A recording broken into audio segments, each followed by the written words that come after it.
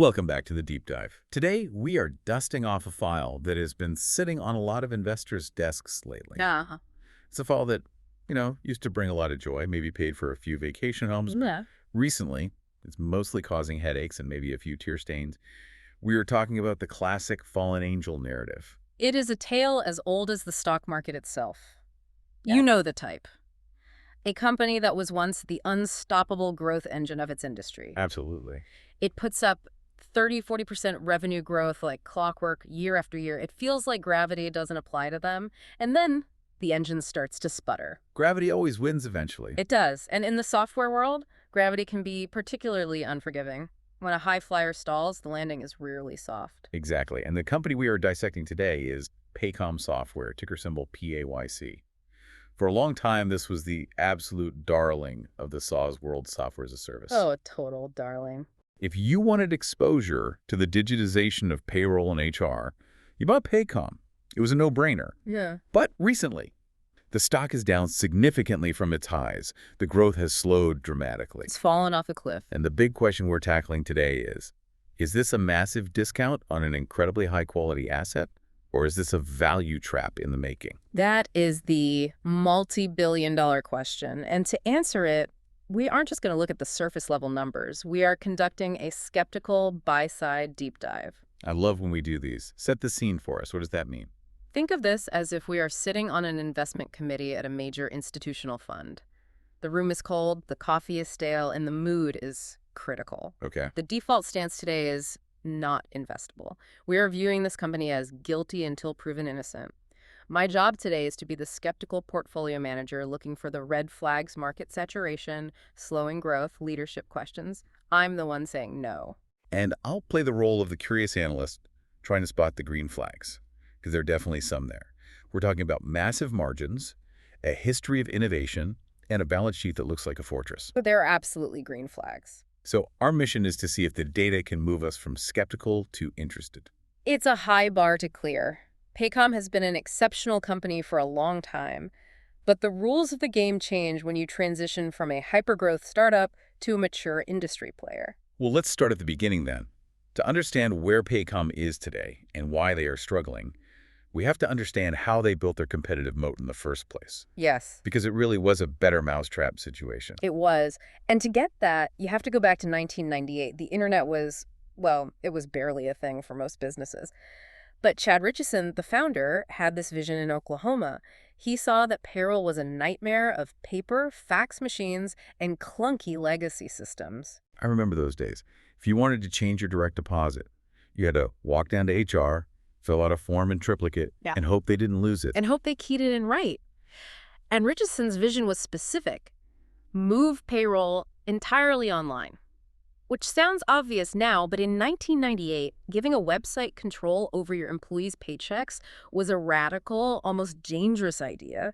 Security fears were rampant. So being online was the first differentiator. Yeah. But, eventually everyone went online. What was the real structural difference? What made them special? That's the key question. The most important decision Richardson made wasn't just what to build, but how to build it. If you look at the competitors in the HR and payroll space, the big legacy players like ADP or Paychex, they grew largely by acquisition. Right. They'd buy up smaller companies. They would buy a company for time tracking, buy another company for talent management, buy another one for benefits administration. Then they would try to stitch them all together. We call that Frankenstein software. It's a catchy term, but let's be real for a second. Does the average HR director actually care about the back-end database structure? As long as the buttons work, why does it matter if it's one code base or three?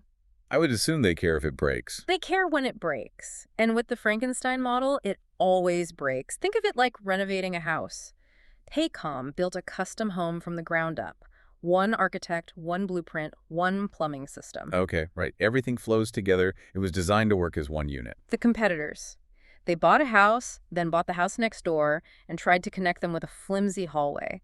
Then they bought a shed out back and tried to wire it into the main breaker box. On the outside, it looks like a mansion. But inside, you turn on the microwave in the kitchen and the lights go in the bedroom. Exactly. In payroll terms, you give an employee a raise in the talent management system. That's the kitchen. But because the payroll system, the bedroom, is running on a completely different database from an acquisition 10 years ago, that data doesn't transfer instantly. It has to sync up later. It waits for a batch sync at midnight, and that's if it works. And if that sync fails, Then you have an angry employee who didn't get their raise, or worse, the tax withholding is wrong because the benefits module didn't talk to the payroll module. That is the single database edge. It's not just tech jargon. It's the difference between real-time data and a delayed, error-prone mess. Paycom eliminates the hallways between the rooms. And strictly from a user experience perspective, that has to be huge. No duplicate logins, no re-entering the same data in 3 different places. Precisely. It was a fundamentally better product, and it allowed them to execute this land and expand model perfectly. Explain that model for us. Sure. They would target mid-sized companies, usually defined as 50 to maybe 10,000 employees. They'd get their foot in the door with payroll, which is the really sticky part, the mission-critical function. You can't mess up payroll. You cannot. Once a company trusts them with that, they could then upsell them on all these other modules. Oh, you need time tracking, just click this button, it's already in the system. You need performance reviews, it's right here. So the initial sale was payroll, but the real profit came from adding on all the other services. That's how they drove the growth. And the metrics on that strategy were incredible. They took revenue from the low hundreds of millions around their IPO in 2014 to nearly $1.9 billion by 2024. That is execution. That is a management team knowing their market and hitting the bullseye over and over again. It was a machine, a finely tuned, organically grown machine. No messy acquisitions to integrate, just pure execution. So the foundation, the initial verdict here, is that the foundation is rock solid. They genuinely built a better mousetrap than the legacy players. Without a doubt. But this brings us to the tension in our story. If the mousetrap is so good, why is the engine sputtering now?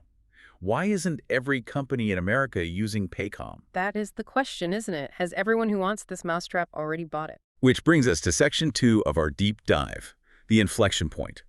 We're moving from the glory days of, say, 2018, 2019, to the sobering reality of 2024 and 2025. Let's look at the slowdown data, because it is stark. It's not a gentle deceleration. It's like hitting a wall. If you go back to the period between 2018 and 2019, Paycom was growing revenue at north of 30% annually. That is hyperscale growth. It was compounding at a rate that doubles the size of the company every 2.5 years. Just incredible. So what does it look like now? By 2024, that growth rate had decelerated to about 11%. And if you look at projections for 2025, based on their guidance and recent results, we are looking at single digits, maybe 8 or 9%. That is a massive brake check. Going from 30% to 9% changes the entire investment thesis. If I'm paying a premium for a stock, I expect premium growth. Of course. So is this just the economy? Is it just that businesses aren't hiring as much? What's the excuse? That's the easy excuse, isn't it? Oh, the macro environment is tough. And sure, payroll processors are sensitive to employment levels. If your clients aren't hiring, you aren't processing as many checks. That's a real factor. But it's not the whole story. It's not the whole story. The bigger issue, the one that's much harder to fix, is market saturation in their core mid-market segment. They ran out of easy wins. They ran out of easy wins, and the competitive landscape changed dramatically. Paycom isn't the only cool kid on the block anymore. You have the incumbents like ADP and Paychex who, to their credit, have modernized their systems. They realized they were losing share to this upstart from Oklahoma, and they fixed their tech. They aren't as clunky as they were 10 years ago. And then you have cloud-native peers like Paylocity and Paycor who are offering very similar solutions, often at a lower price point. So Paycom's getting squeezed, the big guys got better, and the smaller guys got cheaper. Precisely, and this is critical. Paycom has always positioned itself as a premium product. They charge a premium price for that single database architecture. Which worked for a long time. In a booming economy, companies are happy to pay for the best. In a tighter economic environment like we saw in 2024 and heading into 2025, CFOs start sharpening their pencils. They start asking, is the single database worth a 20% premium over Paylocity? Can we live with the hallway instead of the open concept if it saves us $50,000 a year? So price sensitivity is a much bigger factor now. A huge factor. Management hasn't been sitting on their hands, though. They've been pivoting hard to product innovation to try and re-accelerate things. We need to talk about these acronyms. Betty, Gone, and I Want. These are fascinating products because they represent a philosophical shift in how payroll is done. Let's start with Betty, launched back in 2021. Betty, what's the idea there? It stands for Better Employee Transaction Interface, I believe, but the concept is self-service payroll. The idea is that employees do their own payroll. But Yeah, that, I agree. I don't trust myself to do my own math, let alone my taxes. Hey, it's not that you calculate the taxes, it's that you verify the inputs. Instead of the HR manager running payroll at the end of the period and hoping there are no mistakes, Which there always are. always. Instead of that, the employees review their own paychecks before they are processed. You get a notification on your phone. Here is what your check will look like on Fridays. That's right. So if I forgot to log my overtime, or if my expense reimbursement is missing, I catch it, not my boss. Exactly. You fix your own hours, you check your own deductions, it shifts the workload from the HR department to the staff. And for the HR manager, this is a godsend. It reduces liability and workload significantly. It's a huge value proposition. Okay, that makes sense. It's about empowering the employee to reduce errors. Then you have Gone, launched in 2023. Gone automates time off requests. It looks at the company policy, looks at who else on your team is off, and approves or denies the request automatically. No manager intervention needed for simple requests. More efficiency. And the newest one, I Want, launched in July 2025. This is their big AI play. It's a natural language query engine. Instead of clicking through 5 menus to find your 401k contribution settings, you just type, I want to change my 401k to 5%, and the AI does it for you. It's Siri for your HR portal. That's a perfect way to put it. These sound like legitimate innovations. They're making the software stickier and easier to use. So why am I sensing a but coming? The but is that while these are great features, they haven't re-accelerated top-line growth. They serve to keep existing clients happy, which is important for retention, but they haven't triggered a massive new wave of adoption that moves the needle back to 20% growth. They're features, not growth engines. They're great features, but you don't necessarily switch payroll providers just because of a chatbot. And there is a darker side to this automation narrative. We're talking about the layoffs. Yes. Let's pause on the technology for a second and talk about the humans involved, because you mentioned efficiency, but efficiency usually has a body count. In October 2025, Paycom cut 7% of its staff, about 500 people. And the rationale given was the AI. Explicitly. Management said that AI automation tools like Gone and their internal systems made these back office and support roles redundant. Financially, it's a brutally efficient move. How so? It protects their margins even as revenue growth slows. You take out a huge chunk of salary expense and your earnings per share look better even if revenue is flat. But culturally, that must have been a shock. Culturally, it was rough. Reports from local media and employees described it as Zoom firings. Very abrupt. Immediate effect. Stringent NDAs. It's becoming a dark ritual in tech, isn't it? You log in, you get a calendar invite, and 10 minutes later, your access is cut. It is. But the rationale Paycom gave is what fascinates me from an investment perspective. They didn't blame the economy. They didn't blame the stock price. They essentially said, we built software that works so well, we don't need you anymore. That is brutally logical. It's almost like the ultimate goal of the company is to automate itself out of existence. Or at least automate the humans out of the loop. For a shareholder, this is the holy grail revenue without headcount. High margins forever. But for the culture inside the Oklahoma HQ, it sends a chilling message. If you build a tool that's too good, you're firing yourself. You have to wonder about morale after that, and whether the best talent will want to stay there or even join. It's a valid concern. It definitely raises the question, is this true innovation becoming a leaner, meaner tech company? Or is it cost-cutting disguised as innovation because they need to prop up earnings per share since the top line isn't growing? That is the skeptical take. It is. If revenue was growing at 30%, they likely would have kept those people, or at least redeployed them to handle the new client volume. Cutting them suggests they don't expect the volume to bounce back anytime soon. That's a sobering thought. And it connects directly to the next big topic we need to cover, the moat and the market. If the growth is slowed, we have to ask if the pond they are fishing in is drying up. We touched on this with saturation, but let's go deeper into the moat. Historically, Paycom's moat was built on high switching costs. Right. Payroll is mission critical. You do not rip out your payroll system for fun. It is a nightmare. You risk not paying people correctly, messing up taxes, losing years of historical data. It's a huge, painful project. So once you're in, you're in. It's sticky. Usually. And historically, Paycom's revenue retention metrics were stellar 93% to 94% annually.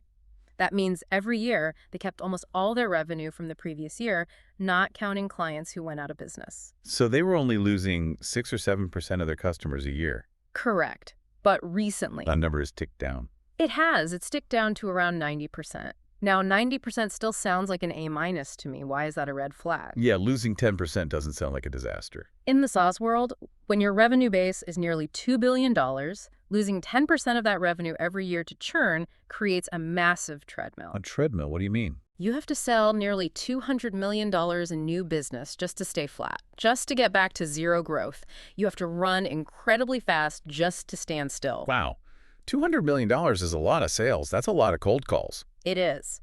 And if the sales team is struggling to find new clients because of that squeeze we mentioned, the treadmill moves faster and your legs are getting tired, the competitive landscape is brutal. As we said, Paycom is in the middle. They are squeezed between the giants like ADP, who have the scale, and the enterprise relationships. And the nimble players like Paylocity who are fighting on price. And Paycom is the premium option. Exactly. So if the mid-market pond is getting crowded and fished out, where do they go? Management had identified new engines, specifically going upmarket and going international. Right. These are the two big bets for future growth. Upmarket means targeting enterprise-like clients, companies with 1,000 to 10,000 employees. Paycom historically stopped around 2,000 or 5,000. Now they want the bigger fish. Bigger fish mean bigger checks. That makes sense. They do, but they also mean much longer sales cycles. You aren't selling to a founder or a lone HR director anymore. You're selling to a committee.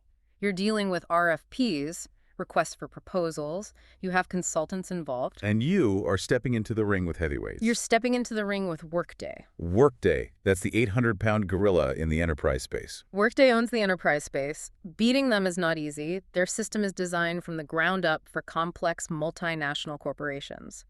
Paycom is trying to stretch a mid-market solution up. It's possible, but it's a dogfight. It's a completely different sales motion. Okay, so that's a tough road. What about international? Paycom is almost entirely US-based right now. Which is shocking for a company of this size and maturity. They have barely any non-US revenue. They are expanding into the UK, Canada, and looking at Mexico. It's a logical move. It expands the total addressable market. Damn. It seems like a huge opportunity. It is, but international payroll is a regulatory minefield. Why is that? Can't they just translate the software into Spanish or French? If only it were that simple. Every single country has different tax laws, different labor rules, different compliance needs, different pension schemes. In the UK, you have PAYC. In France, you have social charges that are incredibly complex. You can't just copy-paste the US software. You have to rebuild a lot of the core logic. You have to rebuild the logic for every jurisdiction, and you're competing against local providers who have been doing this for decades. So it's a slow build. It's not an overnight success story. Very slow. It's not a switch you flip to get instant growth. It takes years to build the compliance infrastructure and the brand trust in a new country.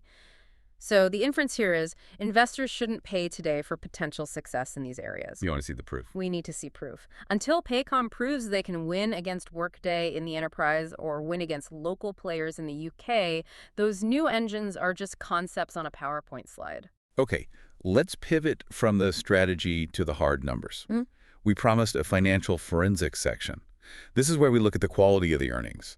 Because on the surface, Paycom looks like a cash printing machine. It absolutely is. Let's give credit where it's due. The financial profile is gorgeous. Gross margins are around 85%. Which is elite. Elite software territory. Adjusted EBITDA margins are around 47%. Return on invested capital, ROIC, is over 40%. This is a best-in-class financial model. And the balance sheet. Pristine. Zero long-term debt. Over $400 million in cash sitting on the balance sheet. If a recession hits tomorrow, Paycom is not going bankrupt. They are financially incredibly robust. I know you.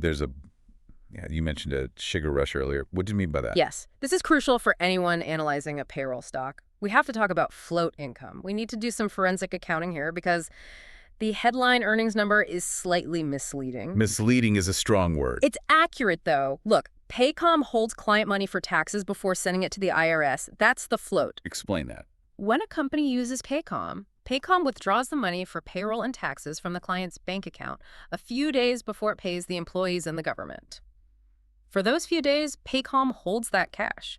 It's millions, sometimes billions of dollars in aggregate. And they earn interest on it. Exactly. For years, when interest rates were near zero, think 2015 to 2021, this barely mattered. It was a rounding error, dead money. But in 2023, 2024, and 2025, interest rates were significantly higher. Suddenly, Paycom is earning 4% or 5% on that float. Give me the numbers. What's the impact? In the first 9 months of 2025 alone, they made $53 million from this interest. Compare that to just $14 million a few years prior in a low-rate environment. That is a massive jump. That's almost $40 million of pure profit that has nothing to do with selling software. Okay, but profit is profit. Why should I care how they made it? If I'm a shareholder, I get that cash either way. Because you're paying a software multiple for bank earnings. Yeah. That's the trap. What do you mean by that? Investors pay 25 or 30 times earnings for a software company because software revenue is scalable, recurring, and high margin. They typically pay maybe 10 times earnings for a bank because interest income is volatile and dependent on the Fed. Ah, I see. So Paycom is effectively a software company with a hedge fund attached to it. And the hedge fund is having a record year because of the Fed. If the Fed cuts rates tomorrow, that $53 million in income could get cut in half or more. The software didn't get worse, the clients didn't leave, but the profit just vanishes. As a skeptical buyer, I have to strip that $53 million out to see how the actual software business is performing. And when you do that, The picture gets much uglier. The core operating momentum is slower than the headline numbers suggest. It's masking the slowdown in the core business. let's talk about unit economics, the cost to acquire a customer versus what that customer is worth. Right. The LTV to CAC, the basics are still strong. Oh. The LTV CAC ratio, lifetime value divided by customer acquisition cost, is estimated to be greater than 3x. Which is the gold standard. It's the industry gold standard. It means for every dollar they spend on sales and marketing, they get at least $3 of gross profit back over the client's life. So it's still a profitable model. But they are spending a lot on sales, right? They are. Sales and marketing spend is about 25% of revenue. They are pouring money into the sales engine. But as we discussed, revenue growth is slowing. This signals diminishing returns. They're getting less bang for their buck. Exactly. In 2018, spending $1 on sales might have generated $1.50 in new annual revenue. Now it might only be generating 50 cents. It's getting harder and more expensive to find that next customer in that saturated mid-market. That brings us to the people making the decisions on where to spend that money. Let's talk about management, governance, and capital allocation. A great business needs great pilots, and Paycom has had the same pilot for a very long time. Chad Richardson. The founder and kingpin, he's been CEO since 1998. He is the architect of everything we've praised, the single database, the organic growth. You cannot take that away from him. But he is also a polarizing figure in the governance world. Why is that? What are the concerns? Well, for one, he holds both the CEO and chairman titles. Governance experts usually prefer those roles to be split to ensure independent oversight of the CEO. It concentrates a massive amount of power in one person's hands. And then there's the compensation. And then there's the compensation. I heard about this. It was a big number. In 2020, his pay package was massive, potentially worth over $200 million. $200 million. For a CEO of a mid-cap company, how is that even possible? Yes. Now, to be fair, it was almost entirely performance-based. It was tied to aggressive stock price targets, pushing the stock towards $1,000 a share.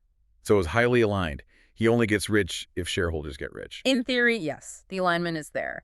But the sheer size of it raised eyebrows. It's a very founder-centric setup. It feels less like a public company and more like the Chad Richardson show. But we are seeing some changes in the guard recently, aren't we? We are. In 2024, they promoted Chris Thomas to co-CEO. Co-CEO. That's an unusual structure that usually ends poorly. It is rare, and it's often a sign of trouble or transition. It suggests Richardson might be looking to step back eventually, or at least share the load. From a governance perspective, it dilutes that single point of failure risk, but it also creates potential confusion about who is actually driving the bus. And then in February 2025, we saw the retirement of Craig Boelet. He had been the CFO for almost 20 years. He was a fixture, a 20-year veteran. He was replaced by an insider, Bob Foster.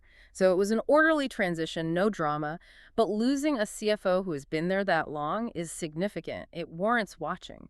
The institutional memory that leaves the building with him is substantial. Let's talk about what this management team is doing with all that cash they have. We mentioned dividends and buybacks. This is perhaps the biggest signal of where Paycom is in its life cycle. In 2023, for the first time ever, Paycom started paying a dividend. What does that tell you as an investor? Growth companies, true hyper-growth companies, usually reinvest every single penny back into the business. They hire more sales reps, they build more data centers, they acquire companies. They don't give cash back to shareholders because they believe they can turn that dollar into $10 inside the company. So paying a dividend is an admission. It's an admission that they have matured. They are saying, we have so much cash and we can't find enough high return places to invest it inside the business, so we are giving it back to you. They are transitioning from hypergrowth to quality compounder. Exactly. And to their credit, Morningstar calls their capital allocation exemplary. They aren't wasting the money on bad dilutive acquisitions. They are buying back stock and paying dividends. That is the responsible thing to do for a mature company. But for an investor looking for the next rocket ship. It signals the rocket ship phase is over, the engines have cut off, and we are coasting in orbit. So we've looked at the history, the product, the market, the numbers, and the people. It is time for the verdict. This is a show-me story. It really is. We are standing at a crossroads. Let's lay out the skeptical case first. Why would you, as the portfolio manager in our exercise, pass on Paycom right now? I pass because the valuation hasn't fully adjusted to the new reality. The stock is trading around 25 times earnings. So 25 times earnings. In a vacuum, that sounds expensive. But compared to what? Is it expensive compared to NVIDIA? Expensive compared to a bank? It's expensive compared to its own reality. Look at the rule of 40 in software. Your growth rate plus your profit margin should be over 40. Paycom used to be a rule of 60 or rule of 70 company. High growth, high profit. Now, they're growing at 10%. Their profit margin is high, but the growth part of the equation has collapsed. So they are priced like a Ferrari, but they're driving like a Toyota Camry. A very reliable, very profitable Camry. But yes, if you buy Paycom today at $170 or whatever the price is, you are betting that the growth rate is going to reaccelerate back to 20%. You are paying for a future that might not happen. You are betting on a miracle. And you don't bet on miracles? I bet on data. And the data says the mid-market is full. The data says going upmarket against Workday is a bloodbath. Until I see them actually win those battles, the stock is dead money. It's a great company, fantastic margins, fortress balance sheet, but it's a value trap. That's a tough distinction for people to make. Great company, bad stock. It's the most important distinction in investing. Microsoft was a great company in 2000, but if you bought the stock then, you waited 15 years just to break even. Valuation matters. Okay, let's stress test it. What's the downside? If we hit a nasty recession, does the business and the stock collapse? I don't think the business collapses. That's the beauty of the fortress balance sheet and the sticky product.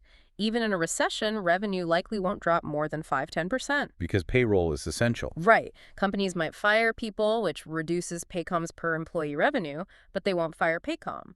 So the downside is capped, fundamentally. But the stock price. If the market decides Paycom is just a boring utility company, the multiple could compress from 25x to 15x. That's a big drop in share price, even if earnings stay flat. Okay, that's the gloom. Now, what would change the verdict? What is the bull case reborn? Under what conditions does this become a buy? 3 things, a 3-point checklist. First, reacceleration. If they can somehow get organic growth back to 15–20%, the 25x multiple makes sense again. That would mean the upmarket or international strategy is working. What's number 2? Second, international wins. I want to see tangible revenue numbers from the UK or global expansion, not just press releases saying we've opened an office, but actual material dollars showing up in the financial reports. And the third? And third, a valuation reset. If the price drops to a point where it's trading at the market average, say 18x earnings, while keeping these 40% margins, then it becomes a compelling value stock. You're buying a high-quality compounder at a fair price. So right now it's in purgatory. It is. It's too slow for the growth investors, and it's too expensive for the value investors. It's a high-quality company, undeniably, but it is not currently an exceptional investment opportunity. High quality, but not an exceptional investment. We're going to put that on a bumper sticker. Right. Let's wrap this up with a recap for our listeners. Let's boil it all down. Sure, let's do it. Number 1, the fallen angel. Paycom's growth has slowed dramatically from 30% to roughly 10% due to market saturation and intensified competition. The easy days are over. Got it. Number 2. Number 2, the fortress. They have an incredible financial profile, 85% gross margins, no debt, and huge cash generation. This is not a bankruptcy risk. The business is safe. Number 3. Number 3, the signal of maturity. The initiation of dividends and stock buybacks tells you they are moving out of the hypergrowth phase and into the efficiency and capital return phase. And finally, number 4. Number 4, the pivot.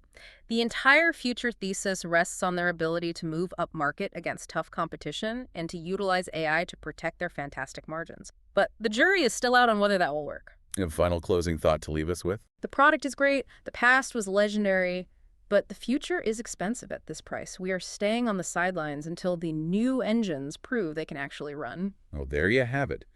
A skeptical look at a fallen darling. It's a reminder that in investing, good isn't always good enough if the price isn't right. Thanks for listening to The Deep Dive. We'll see you next time. Take care.